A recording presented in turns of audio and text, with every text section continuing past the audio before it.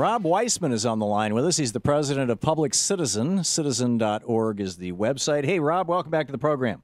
Hey, it's great to be with you, Tom. Thank you. You guys are hosting a press conference in a couple of hours with senators over at it says Senate Swamp. What is the Senate Swamp?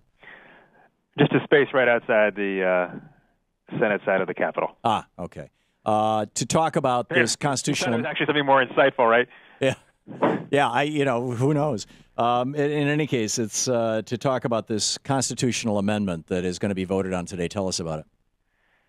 Well, we're going to probably see the start of debate today. We may end up having a vote later on, but it's a vote on the Democracy is for All constitutional amendment that would overturn Citizens United, the 2010 decision that said corporations can spend whatever they want to influence elections. It would also overturn Buckley v. Vallejo, the older decision that creates the idea that money equals speech.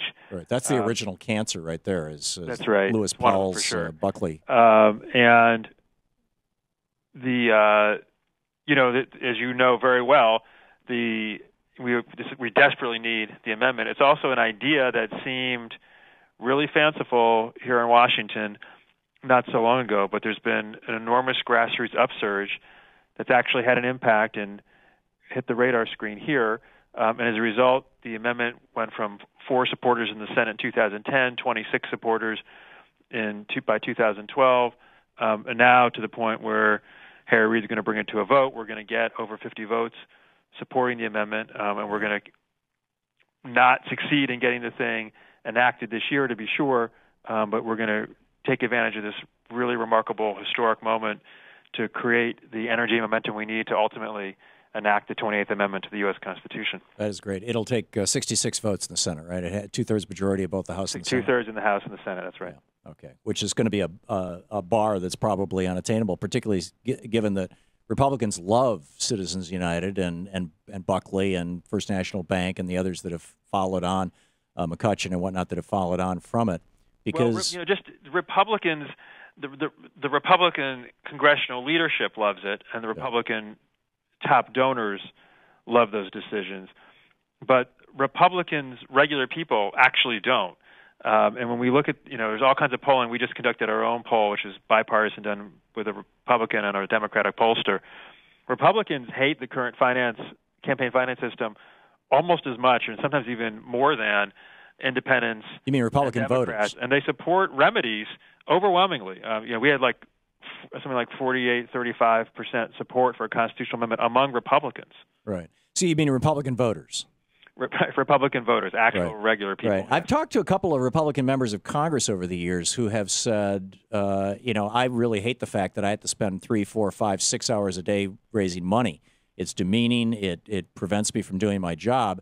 And, and I've said, well, why don't you publicly speak out about it? And the response has been that, well, to do that, I'd have to speak against my party. So, I think that if this ever got a fair vote, we would all be astounded by the number of people who would come out for it. And it's the same reason why McCain-Feingold passed.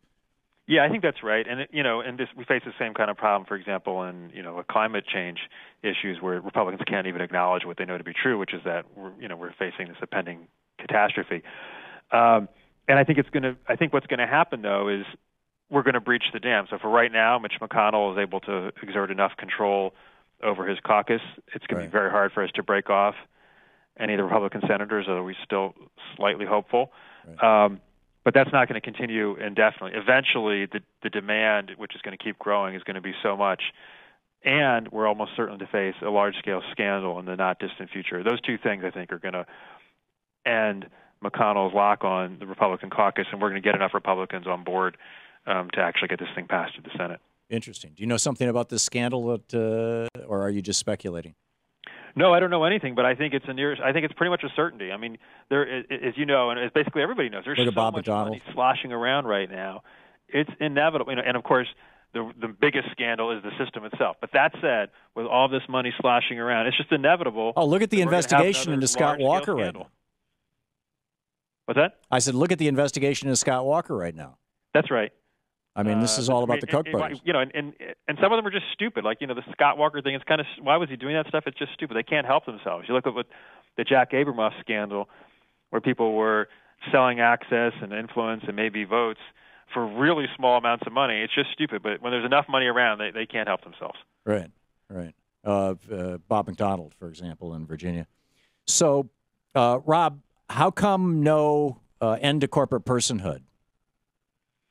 Well, we're not going to be able to carry that on this one. I mean, we actually pushed for that pretty hard, we Public Citizen and many others, and we're going to continue to do that. This amendment doesn't include that. However, on the broad corporate personhood issues. Right. However, it does have explicit language related to the campaign spending issue, which is this is really a campaign spending. Right. So you want to do this? It does specifically give Congress and the states it basically distinguishes between corporations and real live breathing human beings. So I think that the principle that corporations aren't people actually is carried forward in this amendment. The cure to the broad problem of that is not. I mean, and nor is this a cure to many other problems of corporate power. But it is a far-reaching amendment dealing with the issue of campaign spending. Yeah, there you go. So everybody should contact their senators and say vote for this thing.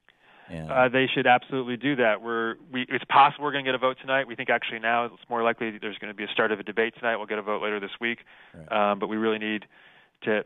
We've seen all of this energy and excitement and grassroots organizing around the country. Now people need to carry that forward to make sure their senators hear that message, demanding a constitutional amendment right before they've got actually a chance to vote on it. Right. And so you're dealing with this like, the way that they ended slavery after the Civil War with 3 different amendments, 13, 14, 15, rather than 1. And you're suggesting this should be 2. I think it's a reasonable strategy. Citizen.org is the website. You can get all the information about it. Rob Weissman, the president of Public Citizen. Rob, thanks for dropping by today. Great to be with you, Tom. Good talking.